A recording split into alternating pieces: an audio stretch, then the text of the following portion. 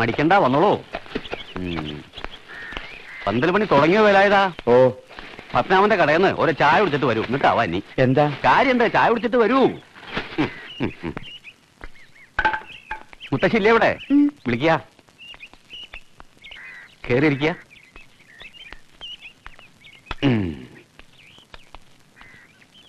ആ, ഇത് ചെക്കന്റെ വകയുടെ ഒരു അമ്മാമ. നേരിട്ട് ഇവിടെ വന്ന് പറയണത് എങ്ങനെയാന്ന് കരുതിയിട്ടത്രേ ആദ്യം മൂപ്പര് എന്റെ വീട്ടിലേക്ക് വന്ന്. എന്താണാവോ വിശേഷം? വിശേഷം ഉണ്ട്, അങ്ങോട്ട് പറഞ്ഞോളോ. ആണായിട്ടും പെണ്ണായിട്ടും സരസ്വതിക്ക് ഒന്നേ ഉള്ളൂ. പറഞ്ഞുല്ലോ ഒന്ന്. അവിടെയാണെങ്കിൽ വേറെ ആളുകളും ഇല്ല. മിണ്ടുകയും പറയുകയും വയ്യാണ്ട് ആയമ്മ ഈ കുട്ടികളുടെ നടുവില്. ആയമ്മയ്ക്കാണെങ്കിൽ ഒരുപാട് വർത്തമാനം പറയണം. അതെന്തേ ആദ്യം ആലോചിക്കാഞ്ഞെന്ന് ഞാൻ ഇയാളോട് ചോദിച്ചു. ആലോചിക്കണ്ടത്രേ. ആയമ്മയുടെ ഏട്ടന്റെ ഭാര്യയുടെ ഇളയച്ചന്റെ മോളൊരു കുട്ടി. അതിന് മിണ്ടുകയും ചെയ്യാം, ചെവിയും കേൾക്കാം. ചെക്കന്റെ അമ്മമ്മ ബോംബെന്ന് വന്നപ്പോ അതൊന്ന് ആലോചിച്ചു. പറഞ്ഞു വന്നപ്പോ അവർക്ക് സമ്മതം. അപ്പൊ അതങ്ങോട്ട് ഉറപ്പിച്ചു. ചുരുക്കി പറഞ്ഞ ഇതവരെ ഒഴിയാന്ന്. മുഖം അടച്ചൊരു ആട്ടാട്ടാൻ തുടങ്ങിയതാ ഇയാളെ ഞാൻ. പിന്നെ ഓർത്തപ്പോ ഇയാള് പറഞ്ഞതിലും കാര്യമുണ്ടല്ലോ തോന്നി. എന്നാലും ഒക്കെ തീർച്ചപ്പെടുത്തിയ നിലയ്ക്ക് അത് ശരി തന്നെ. അവർക്ക് അവരുടെ കുട്ടിയുടെ കാര്യമല്ലേ വലുത്. നമ്മളിപ്പോ എങ്ങനെയാ നിർബന്ധം പിടിക്കുക? ഒന്നും വേണ്ടാന്ന് കരുതി നടക്കായിരുന്നു എന്റെ കുട്ടി. എല്ലാരും കൂടി ആശിപ്പിച്ചിട്ടിപ്പോ. ആശിപ്പിച്ചത് തെറ്റ്. ഇനി അത് ആവർത്തിക്കാതിരിക്കാം. ഒട്ടനും കൂടിയും കൈവിട്ടതിലേക്ക് ഇനിയിപ്പോ ആരാ? ചിരട്ട കൊണ്ട് എന്തൊക്കെയോ ഉണ്ടാക്കി നേരം കളയണ്ടല്ലോ. അത് അങ്ങനെയാണ് കഴിയട്ടെ.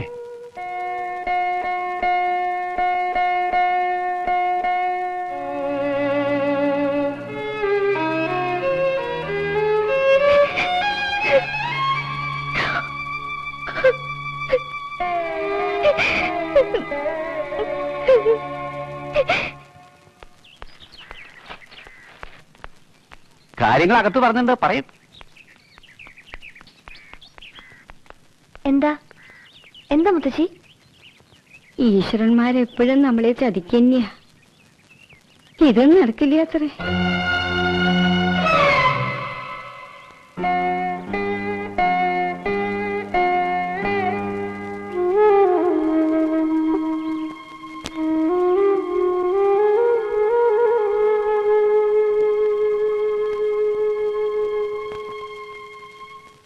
ഒക്കെ വെറുതെ വെറുതെ ആശിപ്പിച്ചു ആ പാവത്തിന്. അമ്മാമ്മയ്ക്ക് പരിഹസിക്കാൻ ഒരു കാര്യം കൂടി ആയി എന്നല്ലാണ്ട് ഒന്നും നടക്കാൻ പോണില്ല. എനിക്കിപ്പോഴും വിശ്വാസമുണ്ട്. മുത്തശ്ശിയുടെ നിങ്ങളുടെയൊക്കെ പ്രാർത്ഥന കേൾക്കാണ്ടിരിക്കും ഭഗവതി. നമ്മൾ ഇനിയും ശ്രമിക്കും. ഒക്കെ മറക്കാൻ തീരുമാനിച്ചതായിരുന്നു അന്ന്. പിന്നെയും വെറുതെ. ഇനിയും വേണ്ടാന്ന് തീരുമാനിക്കാനുള്ള കരുത്ത് തരും ഭഗവതി. ഇച്ചേച്ചിക്കും ചെറിയച്ചിക്കും ഞാനേ ഉള്ളൂ തോണ.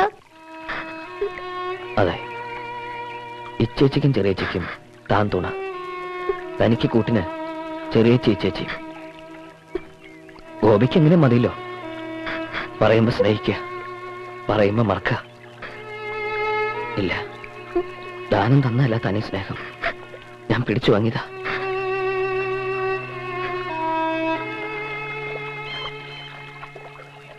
കടയിൽ നോക്കി ഞാൻ ഗോപിയെ. രാമൻകുട്ടി വിവരങ്ങളൊക്കെ പറഞ്ഞു. കുട്ടിക്കാലത്ത് അഞ്ജലി യേശുവിയൊക്കെ ഈ പുഴ മുറിച്ചിരുന്ന സ്കൂളിൽ പോവാറ്. ഓർമ്മയുണ്ട് അഞ്ജലിക്ക്?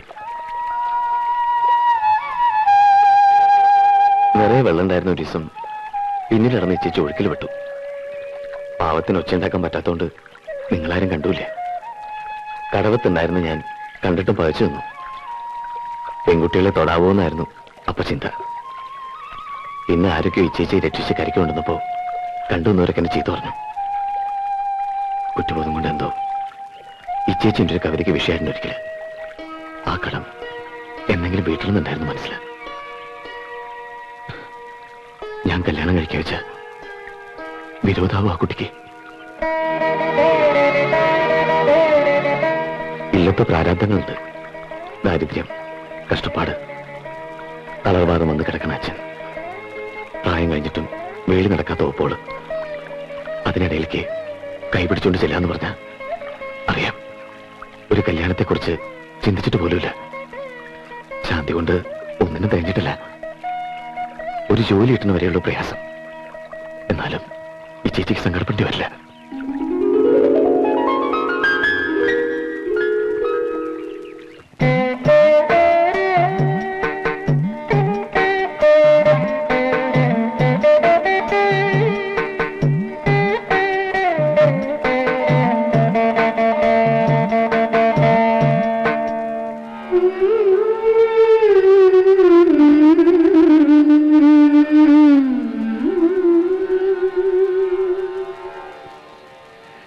ഭഗവതിയുടെ അനുഗ്രഹം എപ്പോഴും ഉണ്ടാവും എന്റെ കുട്ടിക്ക്.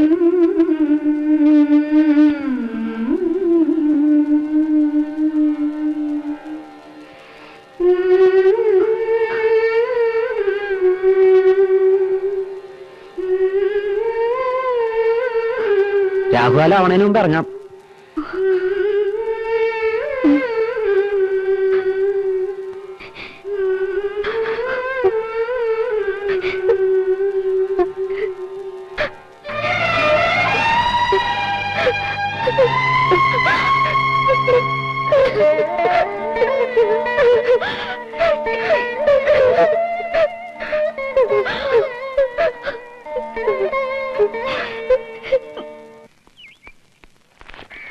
പോസ്റ്റ്.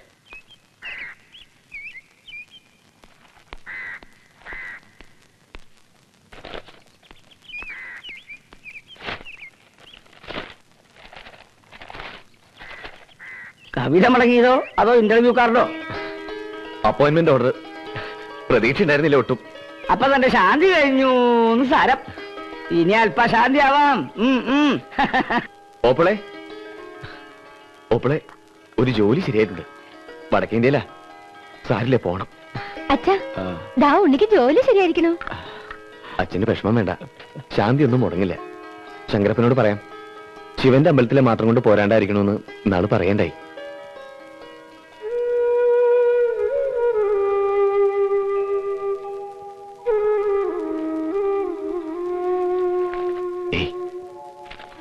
എന്താ ഇത്? ജോലി കിട്ടിയച്ച സന്തോഷിക്കല്ലേ വേണ്ടത്? കറിയാ പോവാണ്ട് വയ്ക്കോ. പോയി താമസിക്കാൻ ഒരു ഏർപ്പാടായ കൊണ്ടുപോയില്ലേ ഞാൻ അങ്ങോട്ട്? വണ്ടി ആഫീസ് വരെ അശ്വതിക്കും വരായിരുന്നു. ഇല്ലാന്ന് അവള് തന്നെയാ പറഞ്ഞ്. കരച്ചിൽ ഓരോത്രേ. അത് പിന്നെ വ്യസനം ഉണ്ടാവില്ലേ? പെട്ടെന്നൊന്നും ഓടിപ്പോരാൻ പറ്റില്ലല്ലോ, ദൂരം കുറെ ഉള്ളതല്ലേ. 2 ദിവസം കഴിഞ്ഞ് അശ്വതി ഇല്ലത്തേക്ക് അയക്കണം. ഇല്ലത്തിപ്പോ ഇവളെ കാണാണ്ട് ഇരിക്കാൻ പറ്റാണ്ടായിട്ട് എല്ലാവർക്കും.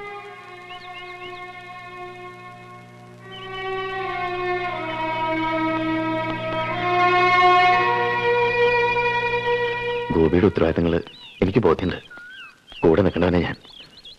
അറിയാലോ ഗോപിക്ക്, ഒരു ജോലി ഒരുപാട് നാളായിട്ട് എന്റെ മോഹ. പോരാത്തിന് ഇല്ലത്തെ ചുറ്റുപാടുകളും. ഭാരതിയുടെ കാര്യത്തിൽ എന്തെങ്കിലും തീരുമാനമായ എനിക്ക് എഴുതണം. കൂടുതലൊന്നും പറ്റിയില്ലെങ്കിലും കഴിയുന്ന പോലൊക്കെ ഞാൻ ശ്രമിക്കാം. എന്റെ മനസ്സും പ്രാർത്ഥനയും എപ്പോഴും ഉണ്ടാവും.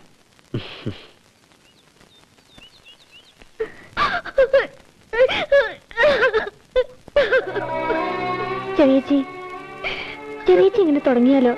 മുത്തശ്ശി ദേഷ്യത്തിന് എന്തോ പറഞ്ഞു എന്ന് വെച്ച് ഞാൻ അസത്ത കുടുംബത്തിന് ചീത്തപ്പേരുണ്ടാക്കിയോളാം. അച്ഛനും നിങ്ങൾക്കൊക്കെ നാണക്കേടുണ്ടാക്കി ഓടിപ്പോയോളാം. ഞാൻ എങ്ങനെയെങ്കിലും ജീവിച്ചോളാം. ചെറിയച്ചി സങ്കടപ്പെടുത്തിയിട്ട് ആരും ഇവിടെ കല്യാണം നടത്താൻ പോണില്ല. രാമൻകുട്ടി ഇങ്ങനെ ഒരു കാര്യം പറഞ്ഞപ്പോ എല്ലാവർക്കും ബോധിച്ചു. ചെറിയച്ചിക്ക് വേണ്ടെങ്കിൽ വേണ്ട. അയാളൊക്കെ എന്താ ഒരു കുറവ്?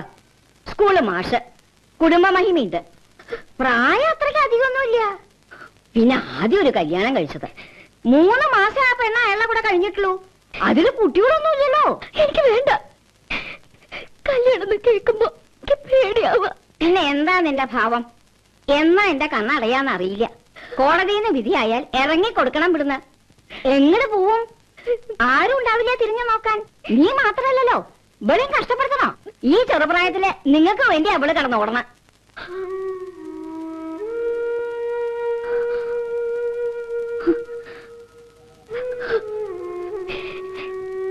ശപിക്കുന്നത് ഒരു ദിവസം ഒരു ദിവസം സ്നേഹിച്ച ആളുടെ കൂടെ കഴിഞ്ഞിട്ടുള്ളതാ ചെറിയച്ചി. മനസ്സിന് പോയിട്ടില്ല ഇപ്പോഴും. ശല്യം ഒഴിവാക്കണമെന്ന് നിർബന്ധമാണെങ്കിൽ ചെറിയച്ചിക്ക് സമ്മതം. ഏത് കല്യാണത്തിനും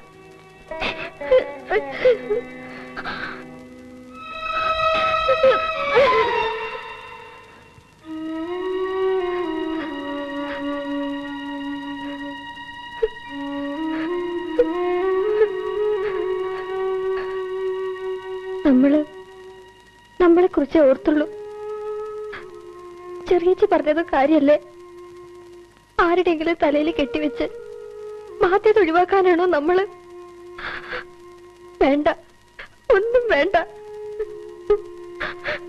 വേണം, ഒക്കെ വേണം. ചെറിയച്ച് ഇപ്പോഴും അയാളെ സ്നേഹിക്കണുണ്ടെങ്കിൽ അയാളെ തന്നെ ചെറിയച്ച് കല്യാണം കഴിക്കണം. ഞാനൊന്ന് പോയി സംസാരിക്കാം അയാളോട്. നടക്കും, നമുക്ക് നടത്തണം. എനിക്ക് ഇപ്പോഴും ഇഷ്ടമൊക്കെ തന്നെയാ. ആ കുട്ടിയുടെ അച്ഛനാ അന്ന് പ്രശ്നമൊക്കെ ഉണ്ടാക്കിയത്. അത് കഴിഞ്ഞില്ലേ? രണ്ടുപേർക്ക് ഇഷ്ടമുള്ള സ്ഥിതിക്ക് നമുക്കൊന്ന് ആലോചിച്ചൂടെ? വിരോധം ഉണ്ടായിട്ടല്ല, അമ്മ സമ്മതിക്കില്ല. അമ്മയുടെ മനസ്സിൽ ഇപ്പോഴും ആ പകയുണ്ട്. ഞാനൊന്ന് കണ്ട് പറഞ്ഞു നോക്കിയാലോ? നല്ല കാര്യായി. എന്റെ അമ്മയുടെ സ്വഭാവം നിങ്ങൾക്ക് അറിയില്ല.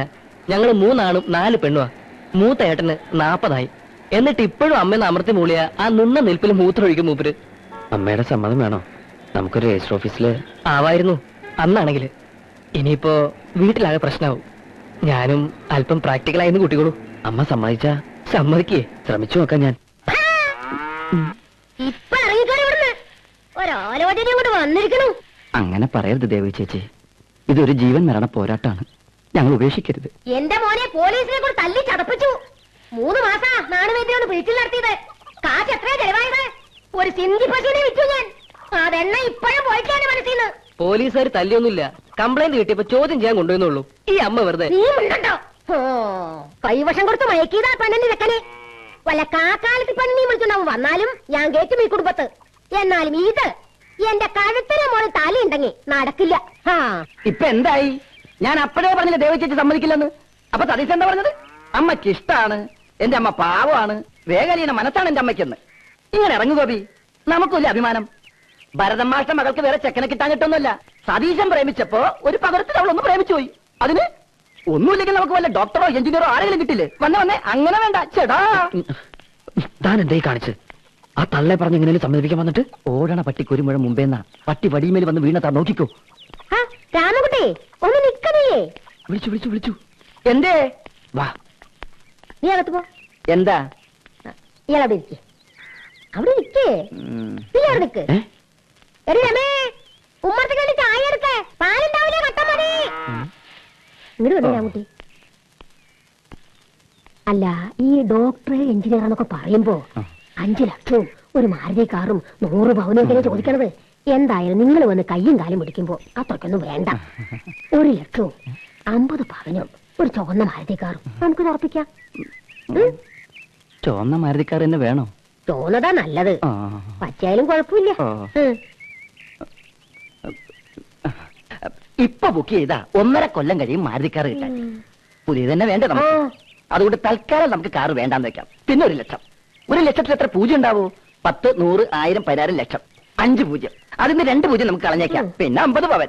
അതിന്നും കളയാൻ നമുക്കൊരു പൂജ്യം. ബാക്കി ദേവകി ചേച്ചിന് ഇഷ്ടം പോലെ കുറച്ചു നമ്മൾ ഉറപ്പിക്കുന്നു. ഗോപിയെ 1000 രൂപ 5 പവനോ? ചേച്ചിക്കട വന്നേ. വാ, ഇങ്ങോട്ട് വാ.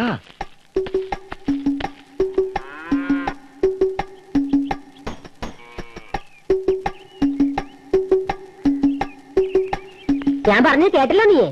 ഇവന്റെ ഏട്ടന്മാരോടും ചോദിക്കണം. ഇപ്പൊ ഞാൻ പറഞ്ഞ അപ്പുറത്ത് ഉണ്ടാവില്ല. തീയതി നിശ്ചയിക്കുന്നതിന് മുമ്പ് 25,000 രൂപ അഡ്വാൻസ്. ഇനി ഈ കാര്യം സംസാരിക്കണമെങ്കിൽ അതെന്റെ കയ്യെ കൊണ്ട് തന്നിട്ട് ബാക്കി 25,000 രൂപ കല്യാണത്തിന്റെ തലേന്ന്. തലേന്ന് എന്നുള്ളത് തലേന്ന് തന്നെയാ. മാറ്റുണ്ടായ ചെക്കൻ ഇറങ്ങില്ല ഇവിടുന്ന്. 20 പവനെന്ന് പറഞ്ഞ് തികച്ചില്ലെങ്കിൽ എന്റെ വീതം മാറും. വല്ല മുക്കോ ചെമ്പോ ചേർത്തെന്നെ പറ്റിക്കാന്ന് വെച്ചാ തട്ടാനെ കൊണ്ട് ഒരച്ചു നോക്കിട്ടെ പെണ്ണിനെ ഇതിനകത്ത് കയറ്റു. ഏറ്റു, ഒക്കെ ഏറ്റു. രാമൻകുട്ടി ഏറ്റ തന്നെയാ. ഏറ്റല്ലോ. താൻ എന്റെ അക്രമയെ കാട്ടിയത് 50,000 ഉറുപ്പികയും 20 പവനും നടക്കണ കാര്യമാണോ? ഇതിൽ കൂടുതൽ കാല് പിടിക്കാൻ എനിക്ക് വശില്ല. ഇല്ലെങ്കിൽ വേണ്ടാന്ന് വെച്ച് പോവാ. എന്റെ ഈശ്വര, എന്താ ഇപ്പൊ ചെയ്യാ? എന്നാലും എന്റെ ഗോപി, അവര് സ്ത്രീധനം ഒന്നും ചോദിച്ചില്ലെന്നാണോ നീ പറയണത്? അയ്യേ, സ്ത്രീധനേ. സ്ത്രീധനത്തിന്റെ കാര്യം പറഞ്ഞ് അങ്ങോട്ട് ചെന്നേക്കരുതെന്ന് അവര് പറഞ്ഞത്. അത്രയ്ക്ക് സ്ത്രീധന വിരോധിയാ. ഇത്രയ്ക്ക് വിരോധമുള്ള ഒരു സ്ത്രീയെ ഞാൻ കണ്ടിട്ടില്ല. നീ കണ്ടിട്ടുണ്ടോ? ഇല്ല. എല്ലാം ഭഗവതിയുടെ അനുഗ്രഹം. ഇതൊന്ന് കഴിഞ്ഞു കിട്ടിയാൽ എനിക്ക് മനസമാധാനത്തോടെ കണ്ണടയ്ക്കാം. അപ്പൊ മുത്തശ്ശി, ഞങ്ങളുടെ കാര്യോ? കണ്ടോ പെണ്ണിന്റെ ഒരു തിടുക്കം? അതൊക്കെ ഗോപിയുടെ ഇഷ്ടം എന്താച്ചാ അതുപോലെ നടക്കും. ഇതൊന്ന് കഴിഞ്ഞോട്ടെ മുത്തശ്ശി. അത് കഴിഞ്ഞ പിറ്റേ ദിവസം ഈ വീടിന്റെ മുമ്പിൽ വന്നു നിന്ന് ഞാനൊരു ചോദ്യമുണ്ട്. മഹേശ്വരിയമ്മേ, മാന്തോട്ടത്തെ മഹേശ്വരിയമ്മേ, എന്റെ പെണ്ണിനെ ഇറക്കി വിടുന്നുണ്ടോ അതോ ഞാൻ പിടിച്ചിറക്കിക്കൊണ്ട് പോണോ? അപ്പൊ മുത്തശ്ശി വന്ന് എന്നോട് വിളിച്ച് പറയും, അത്രയ്ക്ക് ചുണയുള്ളവനാണെങ്കിൽ വിളിച്ചിറക്കിക്കൊണ്ട് പോടാന്ന്. അപ്പൊ ഞാൻ മുണ്ടും മടക്കി കുത്തി ഇങ്ങനെ വന്ന് ഇവളുടെ കൈയും പിടിച്ച് സ്ലോ മോഷനിലൊരു പോക്കുണ്ട്. വേണ്ട വേണ്ട വേണ്ട, സമയാവുമ്പോ ഞാൻ തന്നെ നിന്നെ പിടിച്ചേൽപ്പിക്കാം.